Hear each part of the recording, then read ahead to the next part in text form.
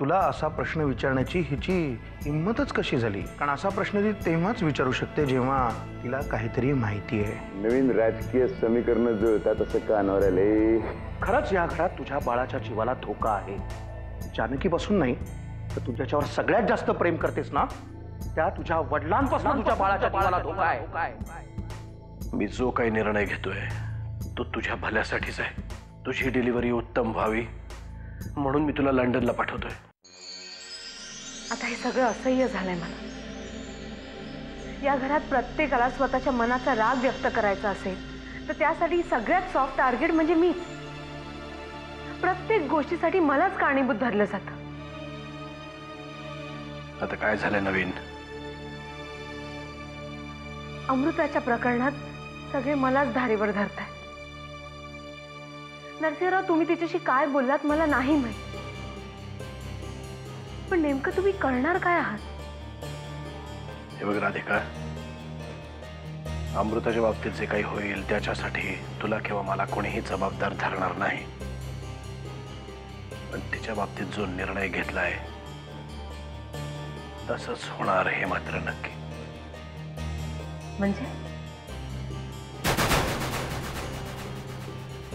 म्हणजे अमृताचं अबॉर्शन होणार हे नक्की? 100%. तेही लंडनला. पण अमृता लंडनला जायला तयार होईल? होईल, कारण माझ्या इतका तिच्या भविष्याचा विचार दुसरं कोणीही करू शकत नाही. पण जर कधी तिला कळलं की आर्यनच्या रागापोटी तुम्ही... आर्यनचा राग एवढं एकच कारण नाहीये, तिच्या भविष्याचा विचारही आहे त्यामागे. अमृता फक्त 23 वर्षांची आहे, विधवा, एका मुलाची आई. अशा परिस्थितीत कोण करेल तिच्याशी लग्न? हा सगळा विचार आहे या निर्णयामागे. पण तिला लंडनला नेऊन तुम्ही करणार तरी काय? लंडनमध्ये एका मोठ्या हॉस्पिटलमध्ये तिला ऍडमिट करणार आहे. तिथले डॉक्टर्स जे करावं लागेल ते करतील. त्यानंतर तिचं काउन्सिलिंग करतील, समजावतील. अमृता 1-2 दिवस रडेल, ओरडेल, पण तिसऱ्या दिवशी तिला परिस्थितीला सामोरं जावंच लागेल. खरंच बरोबर आहे तुमचं. या वयात अमृताचं आई होणं योग्य नाही. आणि तुम्ही ज्या पद्धतीने सगळं हाताळताय ना त्यामुळे माणसंही तुटणार नाहीत. कारण मी कितीही मोठा राजकारणी असलो तरी त्याआधी एक बाप आहे.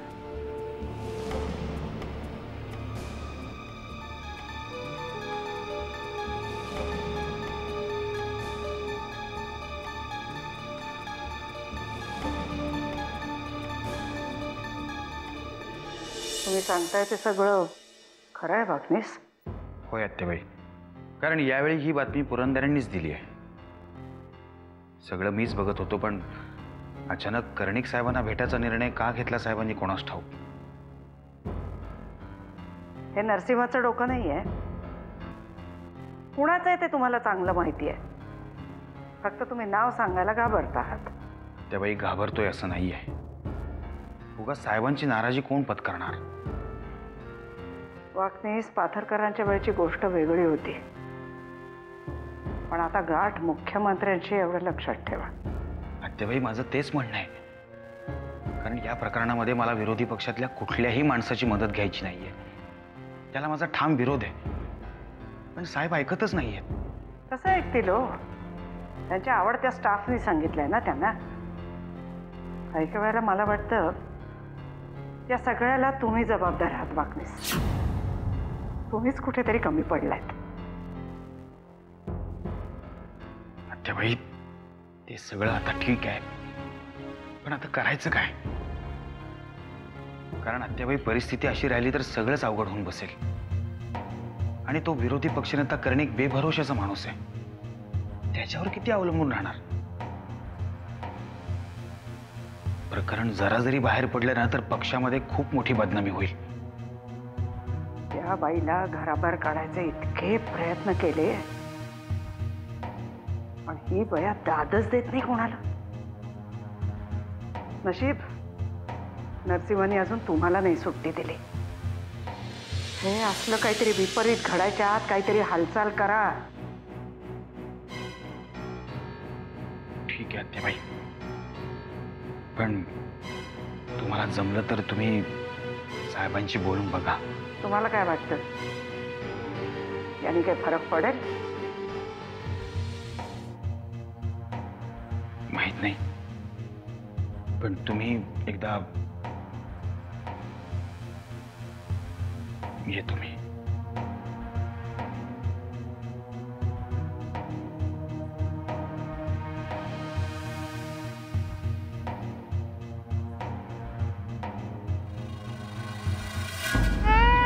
हे बघ शिव शिव अगं मला सांगायचं ना आधी, मी गाडी पाठवली असते. असू दे अगं, एवढी का रडते पोरगी? सारखी रडतच असते ग. ए बाबा शिव बघ कोण आलंय आपल्याकडे. आपल्याकडे कोण आलंय? मी घेऊ का तिला?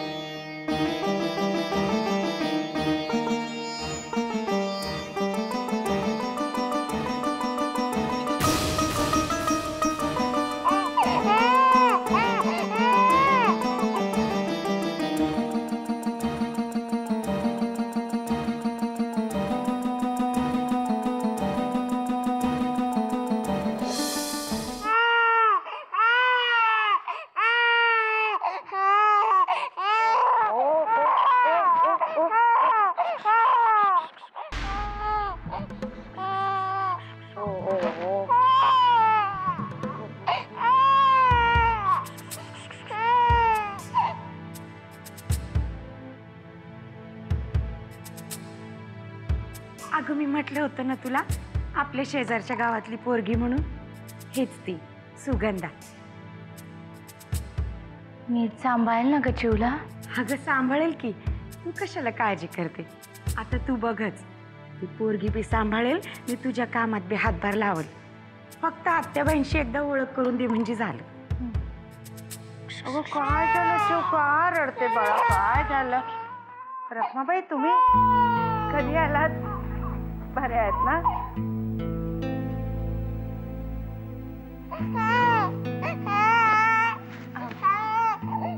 आत्याबाई, ही सुगंधा.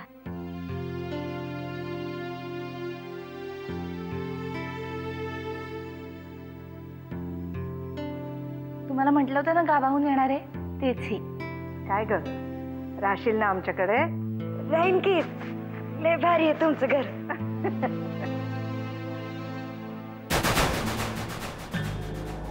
रखमा मावशी, वर्षीचा नमस्कार. कसं आहे तब्येत पाणी बिनी? गावाकडे सगळं व्यवस्थित नव्हे? कधी आला? आणि गावावरनं काय रान मेवा बिवा आणला का नाही? और रान मेवा म्हणजे करवंद, जांभळ, काजूचं बोंडू बिंडू आण.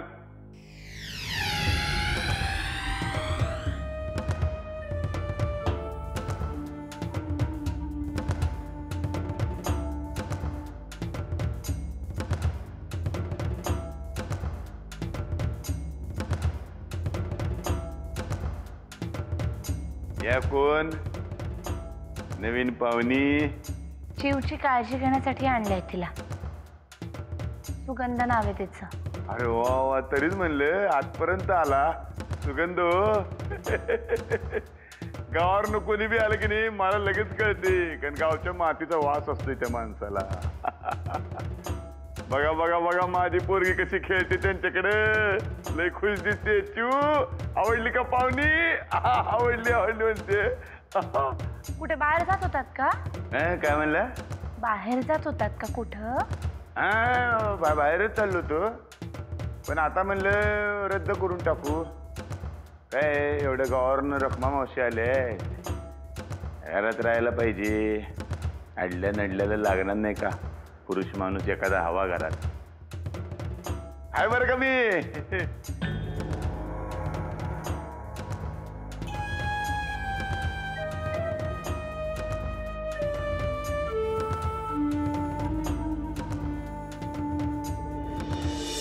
श्रेयस पाटील. कुठले तुम्ही पाटील? मी इथलाच आहे, मुंबईचा. हो, पण माझं पत्रकारितेचं सगळं शिक्षण मात्र पुण्यात झालंय बरं का. म्हणूनच तुमच्या वागण्या बोलण्यात जरा पुणेरी झाक दिसते खरी. पाटील साहेब, तुमचं कौतुक करावं तेवढं कमीच आहे. हो, कौतुक काय त्यात. पत्रकारिता हे माझं काम आहे आणि आवडही. त्यामुळे थोडं जास्त मन लावून काम करतो इतकंच. हे मुख्यमंत्र्यांचं प्रकरण तुम्ही जरा जास्तच मन लावून हाताळलंय ते कळतं.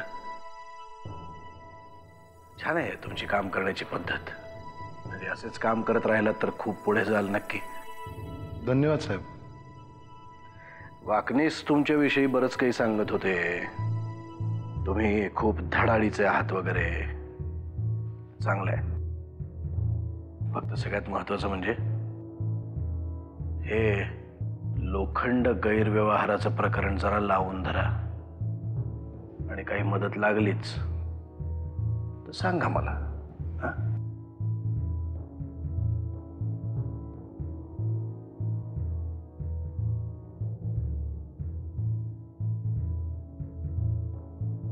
पाटील साहेब, आमचे साहेब आहेत ना, कलाकार आणि पत्रकार यांच्या पाठीशी कायम उभे राहतात. म्हणूनच तुमचं कौतुक म्हणून आमच्या साहेबांकडनं ही छोटीशी गिफ्ट. धन्यवाद साहेब, पण हे मी घेऊ शकत नाही. मी मगाशीच म्हटलं ना, पत्रकारिता ही माझी आवड आहे. त्यामुळे समाजात काही चुका दिसल्याच तर मी तिथे फक्त बोट ठेवतो.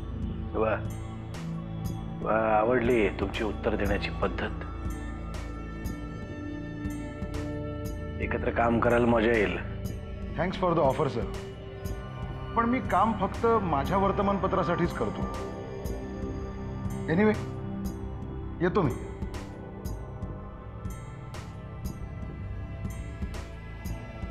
वाकनीस खरंच इमानदार आहे का इमानदारीचं नाटक करतोय? स्वतःची किंमत वाढवत असेल, वाढवू द्या. आपल्या गोठ्यातला चारा खाल्ला म्हणजे झालं. संपर्कात राहा याच्या. हो साहेब, येतो.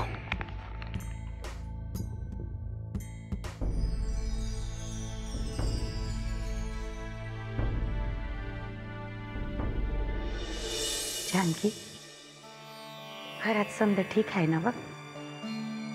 आणि नरसिंहराव कसे आहेत? नाही म्हणजे मागच्या वेळी तुमच्या दोघांमध्ये जे काही गैरसमज झाले होते ते मिटले का ग? बाप्पाच्या कृपेमुळे सगळं ठीक आहे.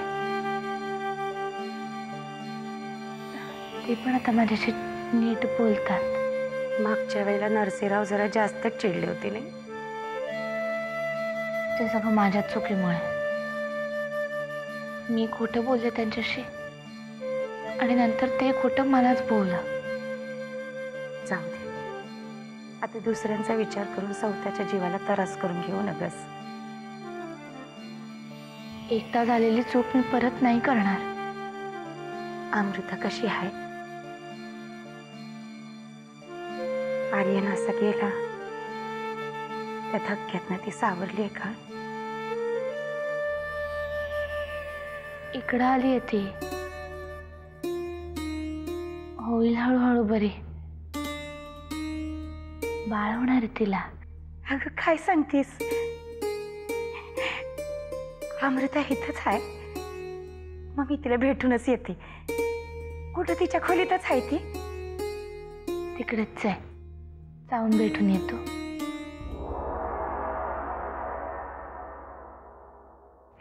नमस्कार. कसे आहेस आपण? नाही म्हणजे जानकी सांगत होते की आता समजा ठीक. मागच्या वेळी एवढा अपमान करून सुद्धा परत आलातच का तुम्ही? पोरीने एक लाच सोडली आहे, तुम्ही तरी ठेवा.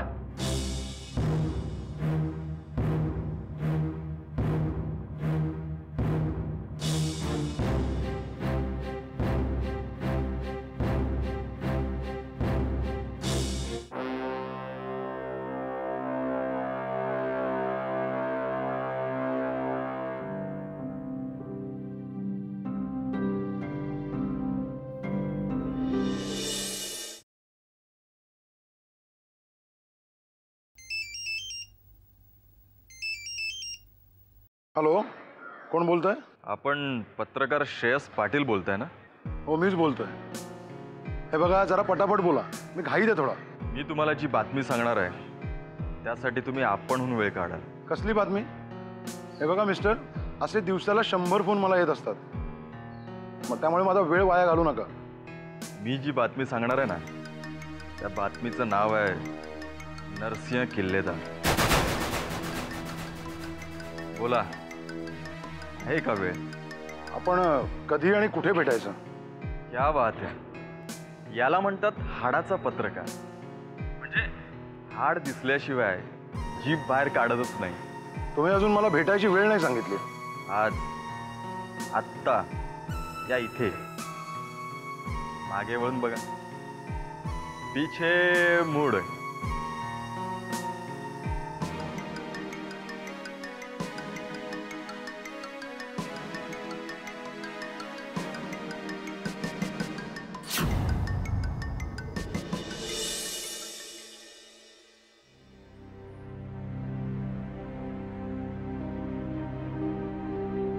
जानकी, का उगा खोटं बोललीस माझ्याशी? फोनवर तर अगदी हसत हसत बोलायचीस. मला असं वाटायचं की घरात समजा ठीक चाललंय म्हणून. कसं सांगू तुला? मी एकदा केलेली चूक मला आयुष्यभर भोगावी लागणार आहे. कसं पटवून देऊ यांना? काय बी पटवून द्यायची गरज नाही. उगा आणखीन चुका होतील तुझ्या हातून. अगं, येळ हेच समद्यावरती औषध असतं. यांचा राग माझ्यावर आहे ना, ते तुला का बोलतात?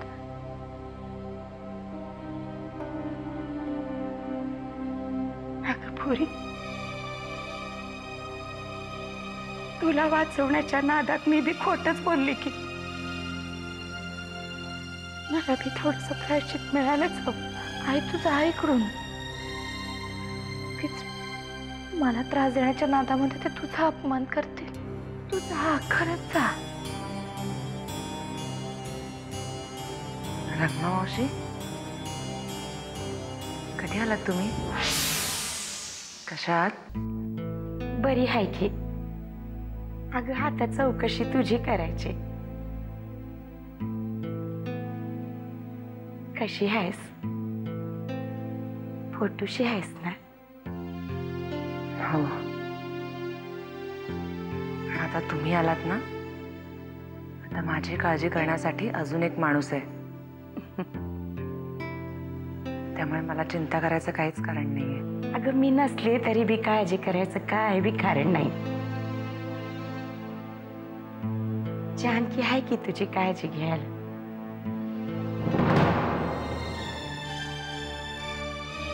जानकी? कोण जानकी?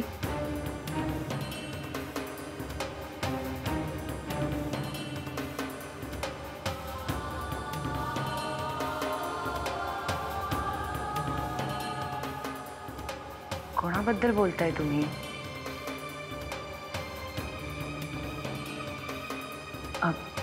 रखमा मावशी, तुम्ही असं करा, इथलं सगळं आटपलं ना की माझ्या खोलीत या, आपण निवांत गप्पा मारू.